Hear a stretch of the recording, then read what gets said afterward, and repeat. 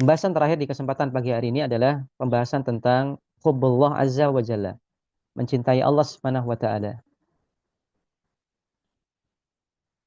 Ada satu hadis yang kemudian diriwayatkan oleh Aisyah radhiyallahu anha yang menceritakan bahwasanya balasan bagi orang yang mencintai Allah Subhanahu wa taala pun Allah Subhanahu wa taala akan mencintainya. Dan keterkaitan hal ini dengan pembahasan sebelumnya, yaitu masalah penciptaan langit dan bumi, adalah di mana penciptaan langit dan bumi ini adalah sebagai bentuk pemberitaan dari Allah Subhanahu wa taala tentang rizki-rizki yang Allah Subhanahu wa taala berikan kepada manusia. Maka harusnya dengan rizki-rizki yang Allah Subhanahu wa taala berikan kepada manusia, maka manusia ini kemudian mencintai Rabb-nya. Karena hanya Allah Subhanahu wa taala lah saja yang kemudian bisa memberikan mereka rizki.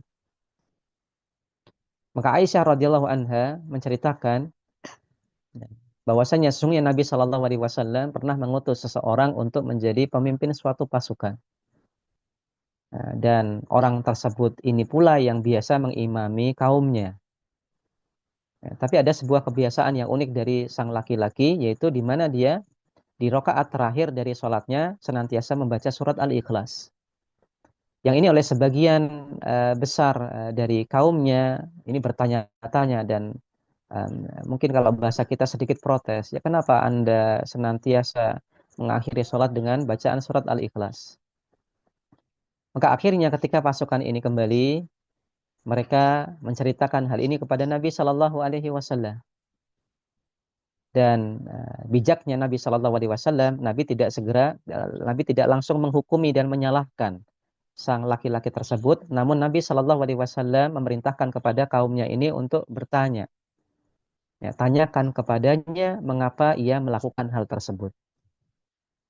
Karena Nabi tidak langsung menyalah-nyalahkan, tidak langsung menjustifikasi, namun Nabi Shallallahu Alaihi Wasallam menanyakan alasannya. Maka bertanyalah kaumnya kepada sang laki-laki dan sang laki-laki menjawab, aku melakukan itu karena di dalam surat Al-Ikhlas terdapat sifat milik Ar-Rahman.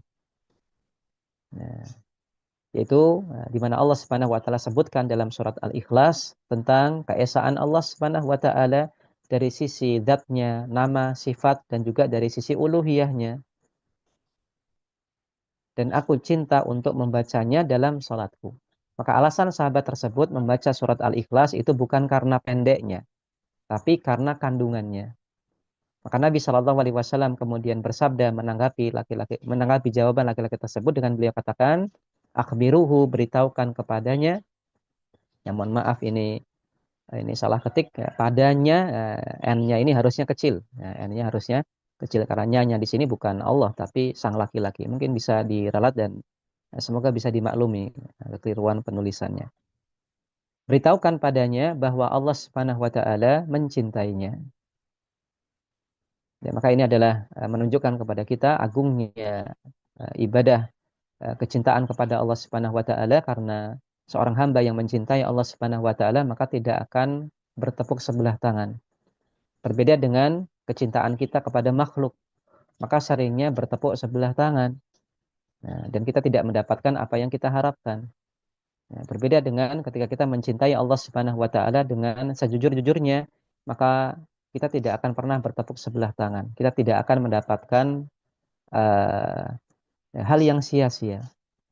Karena tentunya pasti Allah Subhanahu wa taala akan membalas dengan kecintaannya yang jauh lebih besar kepada makhluknya sesuai dengan keagungannya. Maka Nabi Shallallahu Alaihi Wasallam memberikan kabar gembira kepada sang laki-laki tersebut, beritahukan padanya bahwa Allah mencintainya.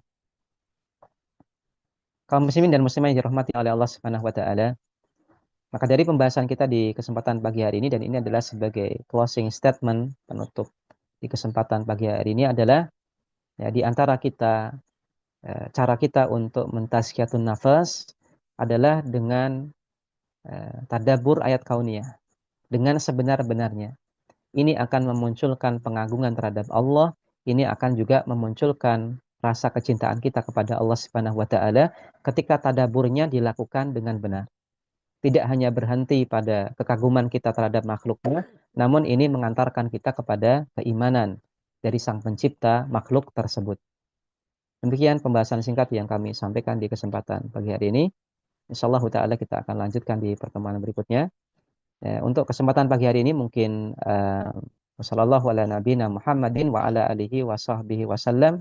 Subhanakallahumma wa bihamdik asyhadu an la ilaha illa anta astaghfiruka wa atubu ilaik. Assalamualaikum warahmatullahi wabarakatuh.